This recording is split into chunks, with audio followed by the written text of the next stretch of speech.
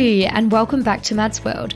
I'm your host Mads, and thank you for your patience over the last week while Mads World took a week off.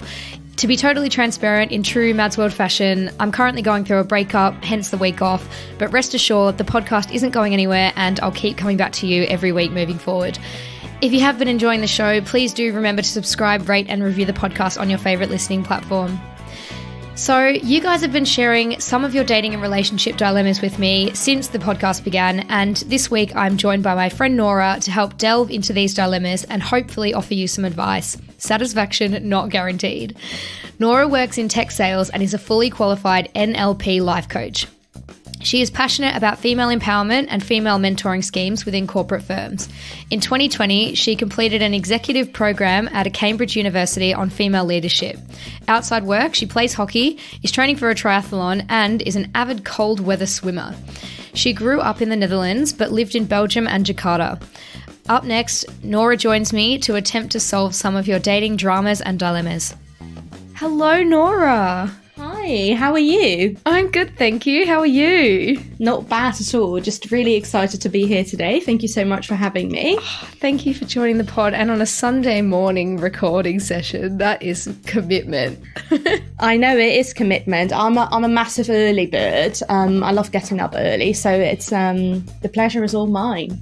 Oh, wonderful. Well, let's kick off with our speed date round just so our listeners can get a bit of an idea about Nora.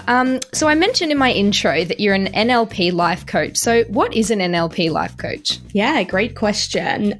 So NLP stands for Neuro-Linguistic Programming, and it's essentially a coaching method. It was created by Richard Bandler and John Grinder in California in the 1970s. And it basically takes quite a lot of elements of cognitive behavioral therapy. Mm-hmm. And coaching in general is a process that helps people to kind of improve their performance or focus on a certain kind of behavioral change. Mm-hmm. And it really focuses kind of on the here and the now. So I appreciate that perhaps sounds still quite fluffy. So for me, it means that I'm working with a coach on a specific question or theme, and you really kind of have a conversation that is quite action-based. I think maybe what's good to say as well is that therapy, like the difference between therapy and coaching is that therapy focuses much more on one's mental health, and coaching is much more kind of a short term of conversations where you kind of empower the coachee to kind of find answers themselves. So often a good coach doesn't do that much. They just sit with you and ask questions. So in that sense, in this episode, I'm obviously going to try to help some of you. But I think it's really important to say that if I would coach someone, I would completely refrain from giving advice. I would just sit there with you and let them lead them to the answers type thing. Yeah, okay, exactly. And I think it's just very much focused on the principle that someone already has all that answers and knowledge within themselves. Okay, beautiful. Well, thanks so much for explaining. And we've got a few fun questions in here to just keep things a bit light. So what weird food combo do you really enjoy? Okay, so toasted sourdough with hummus and figs. With hummus and figs. That is it. Oh my God, amazing. I was going to say one. So the other day, my friend told me that she really likes toast, loads of butter, strawberry jam, and then cheddar cheese. And initially I was like, that sounds foul. But if you think about it, it's sort of like having a nice brie with like, you know, a compote or like a quince paste or something. And it's kind of like the budget version of like a bougie like platter.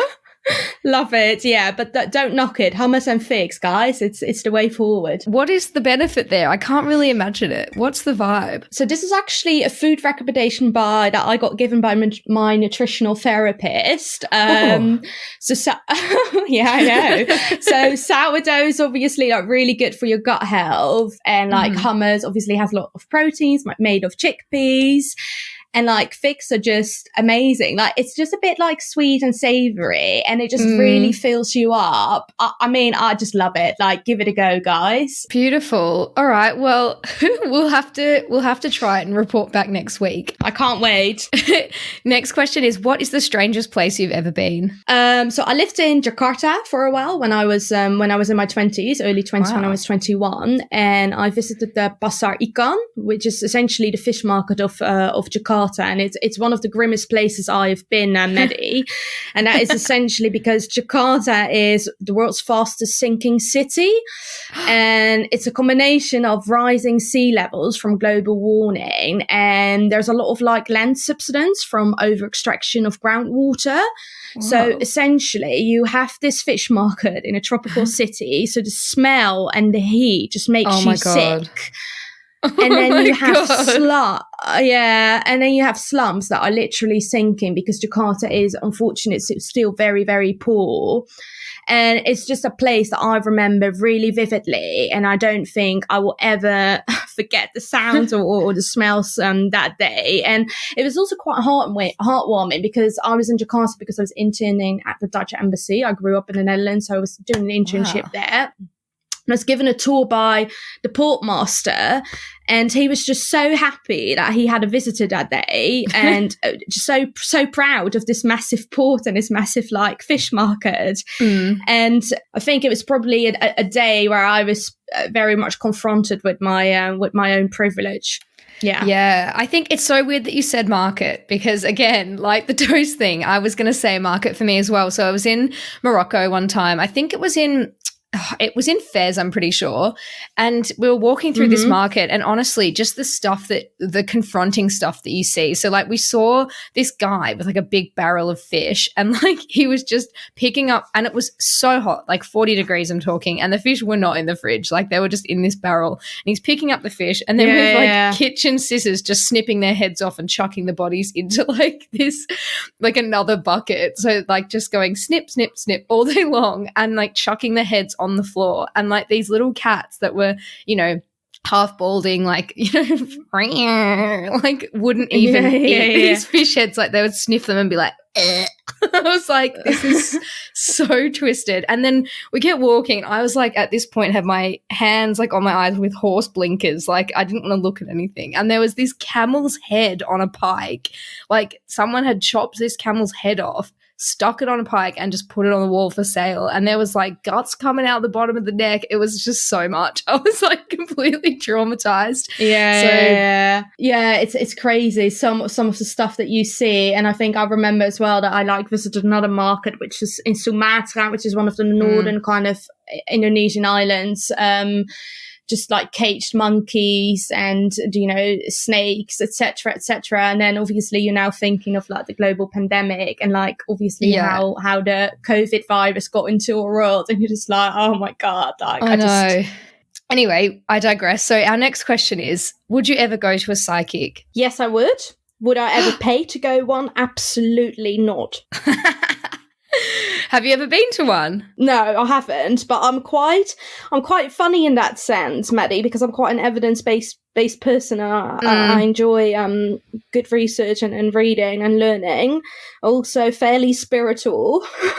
Yeah. But so would I go? Yes. Would I be listening and like in tune? Also just because I was curious? Yes. But would I ever pay for it? No, because I'm too down to earth to be paying for any of, I suppose, nonsense. So I guess I don't believe in it, but I would be like open for the experience, I guess. Yeah, we went to a like a tarot card reader in like along the canals recently, and the guy was like, you can just pay whatever you want, and I was like, we'll just pay a tenner. Like I didn't really know what to do, and he told me all kinds of stuff. He said the podcast was going to be very successful in June, so guys, keep listening until June because I don't know what's going to happen then. Well, I'm a bit rude and that you haven't, I was a bit rude that you haven't invited me for the June episode, Maddie. Come on. Oh my God. You can be back when the podcast is really successful. Okay, I can't wait. I'm so excited. And our last question is, what is the best thing about being in a relationship? I think first of all, if it's a good relationship, I think it's the feeling of being a team with someone. My parents have been married for 32 years, and I'm so proud of how much of a team they are. And they still travel together lots, obviously, before COVID. And before COVID, they actually went to Iran together. And that's just really great to see. Oh, that's such a good answer. I feel like, a lot of people like draw on the team thing. And I think, that's so true and really awesome. So because you are an NLP life coach and you also are just like super blunt, super awesome with like wisdom and everything, I've invited you on the podcast because a few people out there listening have come to Mad's World with a few issues and stuff about their sex, dating, relationship lives. And I thought we could discuss them together and hopefully offer some sort of helpful advice. So our first submission, I'll just read them out the way that they've been submitted. So I have a mental blocker with using Hinge. It feels really calculated and it gives me a slightly vain feeling when you're assessing someone's looks rather than their aura. I feed off a certain energy from someone and I hate the thought of judging via an app, but at the same time, I know it's impossible to date right now without it. How do I get past this barrier? So do you have any initial advice for this person? First of all, I think it must be really difficult to navigate these feelings because you're a human being and human beings, crave connection. So you're obviously, I'm assuming, quite keen to meet someone lovely. And in this current time, you probably feel that apps are kind of the only way to do that, which I sense is putting a lot of pressure on yourself. So I think if I would be coaching this person, the question I would ask myself is, why do I need to get past this barrier? Why do I need to be on an app? As in, like, to me, it sounds like you're putting quite a lot of pressure on yourself. Like, you don't have to use apps if you don't want to.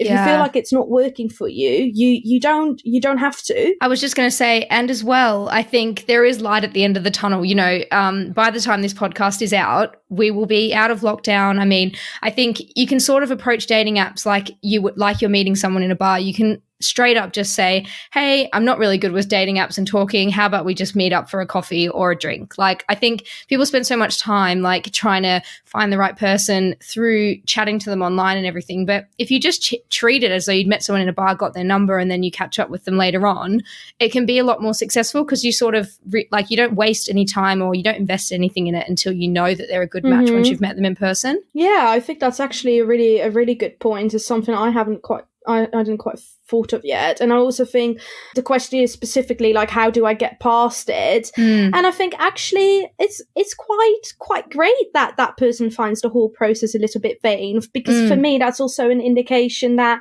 you genuinely care about having a real connection and want to go further than look. So I think it's quite endearing. And also, if you really want to try, maybe give yourself a timer a day so you don't spend too long on it, or like make a conscious effort to really connect to someone, based on something that they say about their profile. And I think also cut yourself some slack, because even in a pub or a sport club, or like if you would meet someone in a library, you're still like quickly rating someone's look. Like, it's just human to do that. So, don't be too harsh on yourself. You're not a bad person because you're more attractive to X and not as attractive to Y. It's just kind of part of the process, isn't it? Yeah, I completely agree. And I think you're so right in saying that humans do in real life judge a book by its cover on the first instance. And I guess that's just natural because all the time. Yeah. How else are you supposed to sort of see someone in a room? Like, as you said, whether it's a library or a cafe or a pub, you do see someone and sort of are attracted to them initially based on looks. So it's not that dissimilar to real life. And I think, we have to cut ourselves some slack because we are living in the midst of a pandemic. And if you are looking for those romantic connections, it's sort of the only way you can accomplish that at the moment. But there is light at the end of the tunnel. So I agree. So to summarize, dear reader or listener, I suppose, don't be too hard on yourself. Give it a go. And I guess, like, make sure your profile tells something authentic about yourself, so you give others the opportunity to connect to the real you as well. Because I found that if you make a conscious effort to mirror a certain kind of communication style, the other person obviously kind of mirrors it back. So I think that's also like a great, it gives you a better shot of connecting with someone on a more energy level. But good luck. I hope that you find someone really lovely out there. I'm gonna be sending lots of good vibes to you. Me too. All right. Well, here's our next dilemma. So they've asked, how am I supposed to respond to unsolicited dick pics? So that is the golden question, isn't it? Because I feel like this is just, we laugh about it or we cringe about it. Like everyone talks about it, but how do you actually respond when someone sends you a photo of their penis? I'm going to keep this quite short and bold. If you haven't given consent to receiving dick pics, then it's never okay. Mm-hmm. If you don't know the guy that has sent the picture and you don't want to give him a response, consider blocking him or just letting him know that you're not impressed and it's actually sexual harassment. Mm-hmm. If you do know the person and you want to continue being in a sort of like ongoing communication, I suppose my advice would be to really communicate your boundaries. And sometimes you can do that to make like a light-hearted joke and be like, oh gosh, didn't realize you want me to read your penis. Yeah.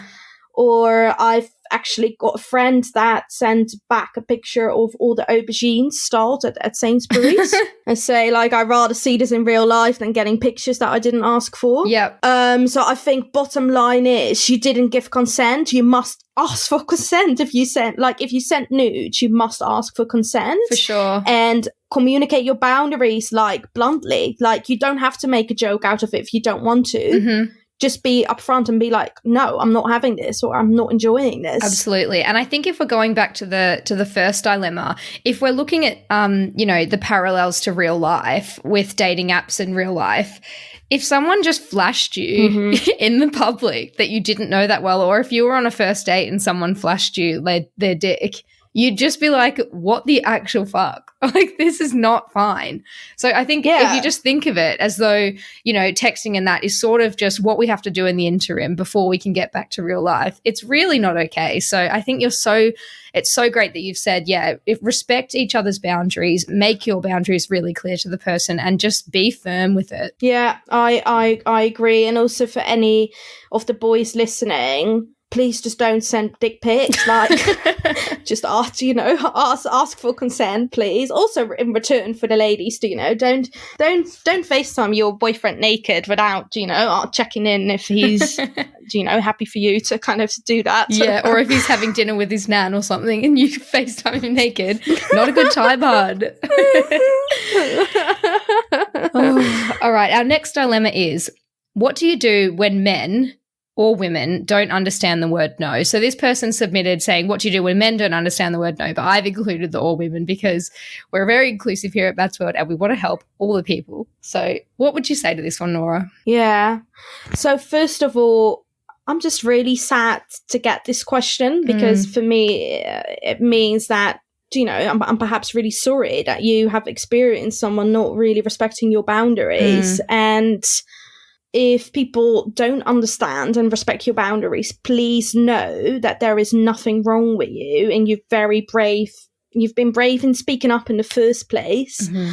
Also, I find this a bit of a tough one because I don't have full context here. Are you a minor and someone you trust isn't respecting your boundaries, or is this about a work relationship? And all of those details make it quite hard for me to give a full answer here. There isn't really a one-size-fits-all to this. But I think in general, if someone doesn't respect your no, you should not be in their company or around them. Mm-hmm. And safety is so important here. If the person is violating your boundaries and has been violated or threatens you, you need to proceed with caution. So in that case, I would highly recommend getting help from supportive people, professionals, and potentially law enforcement. Yeah, definitely. And I mean, context is so important here. So I think the person who did submit this was like a grown woman and everything. So it is a really tricky one without knowing like the whole story and stuff. Yeah, and I think also one of the things that I have found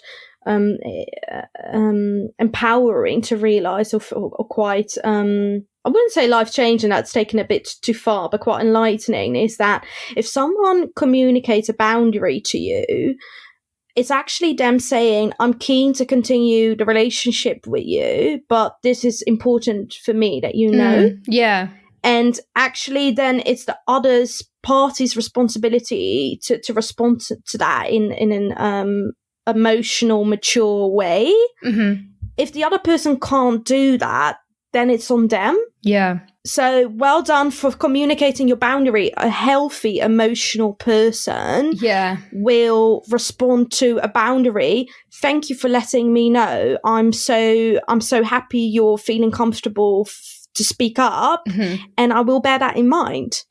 Yeah. If you can't do that, then you can't continue the relationship or friendship or whatever it is. Yeah, I think that's really great advice. So hopefully that is, in a way helpful for anyone listening. So our next one it's a bit of a silly one. I think this person got hacked by their boyfriend and wrote this, but they said, "Why won't my boyfriend dress up like you, Maddie?" No. Maybe you need to just share where you've been shopping with this specific person and, help them out a little bit. Yeah, I think that's a good point. All right, here is our next one, and this one I'm really keen to hear your advice on, because I was very taken with this one and not sure what the next steps are. So I've been seeing a guy for a while now and I like him. It's been going great until the bedroom. I found out that he has a belly button fetish.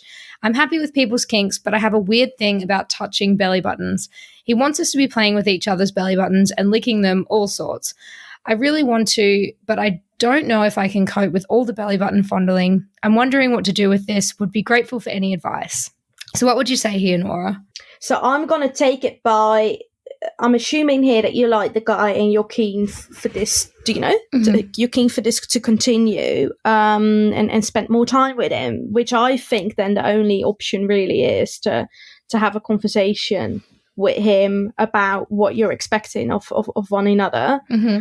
And I think one of the things that is really important, I think, when you're talking about sexual desires or what you expect of each other in the bedroom, is to really seek to understand, not to respond. Mm-hmm. So really giving the other person a platform, a podium to kind of explain how they're feeling and what they're into. Because it might be that, the boyfriend or the guy that she's going with, or she's going out with, is actually picking up on the vibes that she's not that into it. And he's perhaps, potentially feeling quite insecure about it. Yeah. So create an open dialogue, seek to understand. And then also, I think, dive into, does he need the belly buttons? Does he need the belly buttons to actually have a fulfilled sex life? Or is this just something that he's quite into, but he could do without? Yeah, and I think it's a case of just setting your boundaries and giving it a go. If it's not hurting anyone, and if it's not, if it's not going to hurt you, or, it's worth trying if you really do want to be with someone and stuff. But I think, that's really important what you said about understanding where it's coming from and understanding if that's something that is required in their sexual relationship moving forward. Yeah, because I think that kind of determines then on how much you can compromise. Mm-hmm. And also she's obviously saying I have a weird thing about touching belly buttons. So is it something that you are actually completely grossed out by, or do you think you can find a way of making it work? I'm thinking ice cubes, I'm thinking feathers, you don't have to touch it. I'm sure there is a whole kind of spectrum that you can kind of use. And I would say, obviously you like this guy, trust that you have a great connection with him, have an open conversation with him, properly listen to him.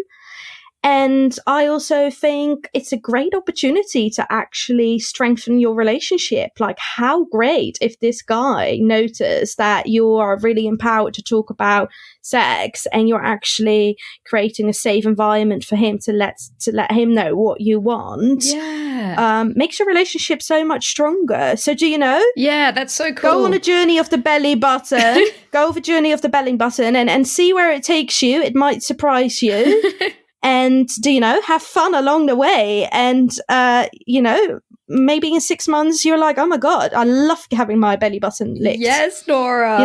You know, we never know. We never know. Oh my God, I love this advice. I really think this is going to help the person. So if you're out there listening, yes. I hope so. Yes, we hope that it helps. And please do get in touch with me. And if anyone else out there listening has a similar fetish or anything, please let me know. You can message me anonymously on madsworld.co. Also, can I just add?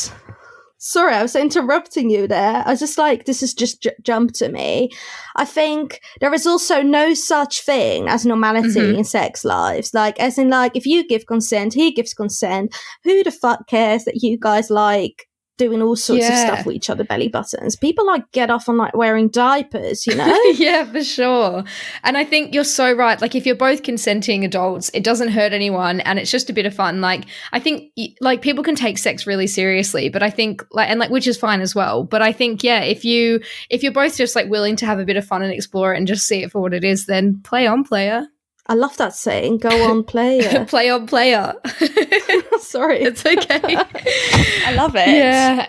So our next one is it's quite a difficult one, to be honest. And I think when I was hearing this, I was really conflicted in my feelings because I have been cheated on. But I've just recently read a book by Elaine de Botton called The Course of Love, which talks a lot about how the idea of like modern romanticized love is really tied to monogamy and how and it just sort of questions like whether this is the natural course or if it's just the most popular phenomenon. And I digress. So this person's problem, let's dive into it. So I cheated on my ex a few times and didn't actually realize what I was doing to him. It was such a blur. I wasn't in a good space and I kind of treated him like shit.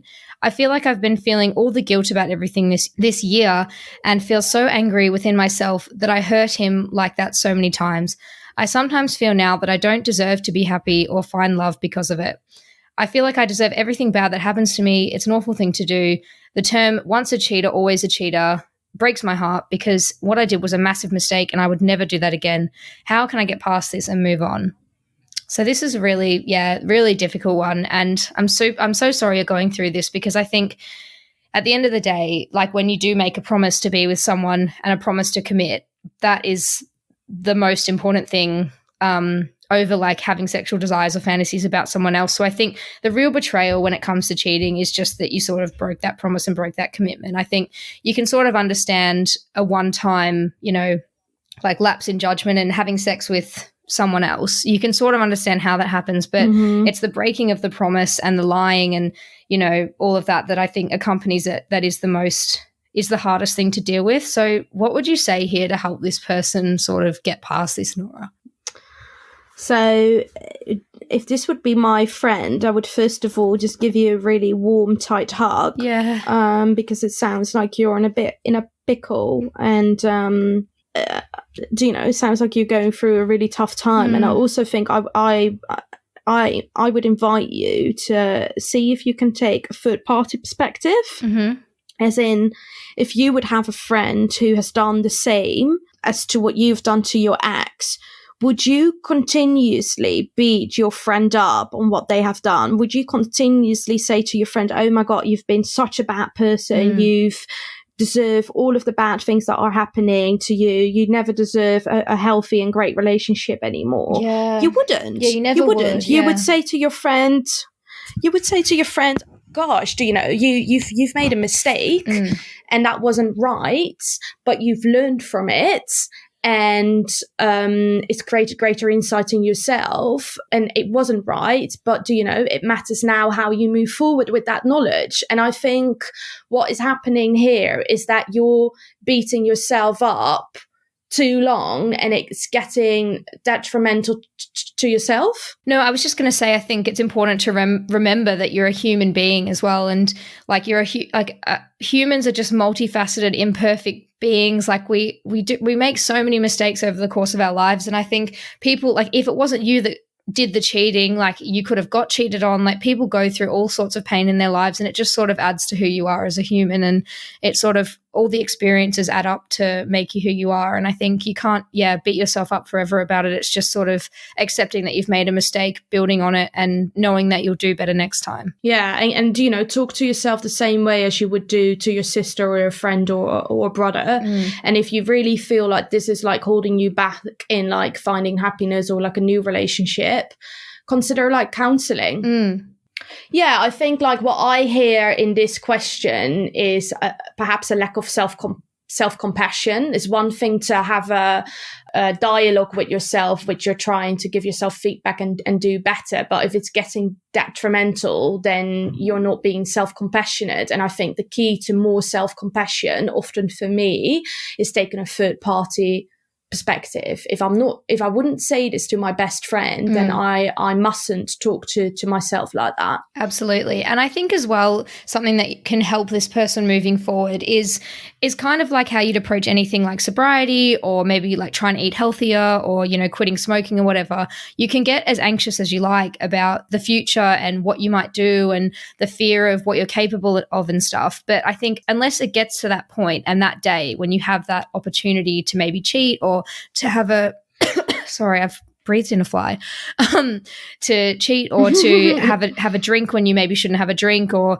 like take drugs when you're trying to give up drugs, or, you know, anything, until it gets to that day and you can trust yourself to make the right choice at the right time. That's literally all you can do. So I've been worrying a lot about like festival season in the UK and summer and stuff and what I'm going to do. And I think you just have to remember that if you've got the right tools in your head and you've sort of done the work and everything, that you have to trust that you will make the right decision at the right time. So, you know, if it is a case of being scared of what you're capable of and maybe doing it again, you just have to sort of know that and trust that what you've learned from the experience, you will be able to use it as a tool next time. Yeah, I couldn't agree more. Lovely. Well, our last question is, this is another stupid one. So they wrote, go on. My friend slept over last night and I gave her a really old toothbrush. Help. What should I do? So this is just a throwback and a bit of a jab at me for using my old toothbrush to give to friends and boys. So I think, what would you say for this one, Nora? I would say play on. Oh my God. I would say maybe, you know, that's one that is going to stick in my dictionary. Haven't we all been here? Seriously. I think we've all been here, you know. I've accidentally used my my flatmate's toothbrush before when I got drunk, and I didn't realize it was not my own. No, I mean, what they don't know won't hurt them. That is not a good life advice to live by. Do not use what they don't know. Won't hurt them. Don't use that. Don't use that for when it comes to cheating and stuff. But maybe we can incorporate that advice for like toothbrushes. Also, I was planning to do a big Tesco order after, you know, finishing up this podcast, and I'm just probably gonna like add some like toothbrushes to the order, just so I have a few. I have some free like clean sets. Oh, God. Well, that is all of our dating dilemmas that have been submitted. So if you have any more dilemmas out there while you're listening to this podcast that pop up, please do submit them through my website. It's madsworld.co, or come to me on Instagram at madsworld.mp3. And Nora, thank you so much for joining the show and giving a little bit of help to the people of Mads World in their dilemmas. Yeah, I loved it. I hope that it's been helpful, and, you know, give yourself cut yourself some slack. We're all trying as best as we can. I think that's a really good note to end it on. Is there anything else that you want to say just as a final note before we wrap it up? I'm just thinking like big now. I'm just, you know, this is maybe just a future of me coming onto like dating podcasts rather than selling software. You know, maybe we should do like a Dear Nora section every time. I'm just inviting myself here, but, you know. Dear Nora. I can see it happening. I do love that. I can see it happening too. Dear Nora. Maybe in June. Maybe this was what the psych thing was on. Oh my God, this is the girl. big break. It's the Dear Nora. Well, if you've got any Dear Nora questions, please submit them through my Instagram or my website. And yeah, we'll hopefully welcome Nora back soon. I can't wait for it. Oh, all right. Well, have a lovely day, Nora, and I'll chat to you later. Chat to you later. Bye, Mats. I hope you enjoyed my chat with the lovely Nora. Please let me know on my Instagram or my website if you have any thoughts or stories of your own to share. Love and elbow taps. Peace.